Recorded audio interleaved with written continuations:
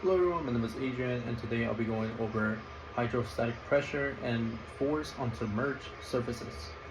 Alright, so as you guys already know, when an object is placed in a fluid like water, it experiences pressure from the weight of the fluid above it. The pressure increases with depth because the deeper you go, the more fluid is pushing down. Now, mathematically, we describe pressure with the formula P, which equals to rho times G times H. Let's take a closer look.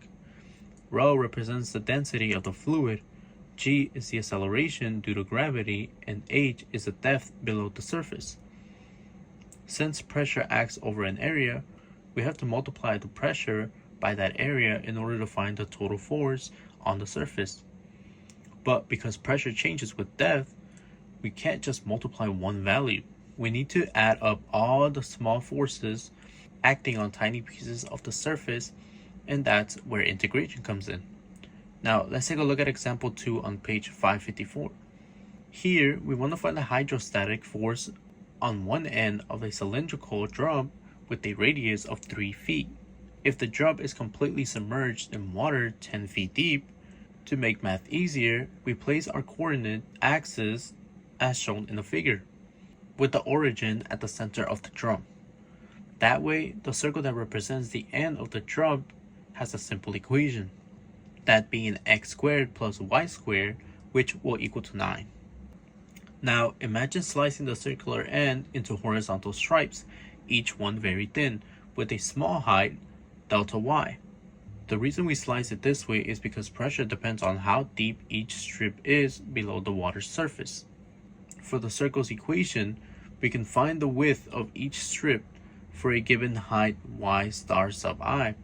That half width is the square root of 9 minus y star sub I squared times delta y. And the area of the strip is the length multiplied by its small height, delta y. Next, let's find the pressure on that strip. The water is 10 feet deep, and the top of the drum is 3 feet below the surface. This tells us that the center of the drum is 7 feet below the surface. That means that the depth of the strip at height y star sub I is 7 minus y star sub I.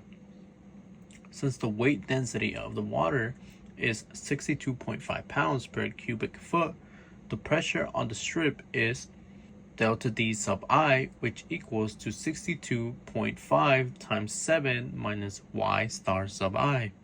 Now, force equals pressure times area, so the force on the strip is approximately delta D sub I times A sub I, which equals to 62.5 times 7 minus y star sub I times 2 times the square root of 9 minus y star sub I squared times delta y.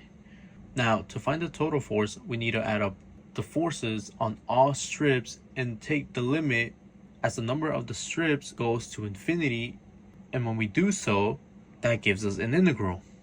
However, this is quite complex. Therefore, we need to simplify it.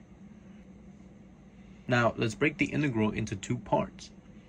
Now, as you guys might already be able to tell, the second integral equals 0 because the square root of 9 minus y squared is an odd function. As a result, its positive and negative parts cancel each other out. So we are left with the first integral, f, which equals to 875 times the integral from negative 3 to 3 of the square root of 9 minus y squared dy. The integral represents the area of a semicircle with radius 3. Since the square root of 9 minus y squared describes the upper half of a circle, the area of a semicircle is 1 over 2 pi r squared. And when we substitute r, we get 3, which means that we are left with f, which equals to 875 times 1/2 pi times 3 squared. Now we just need to simplify this, and when we do so, we get 7,875 pi over 2, which approximates 12,370.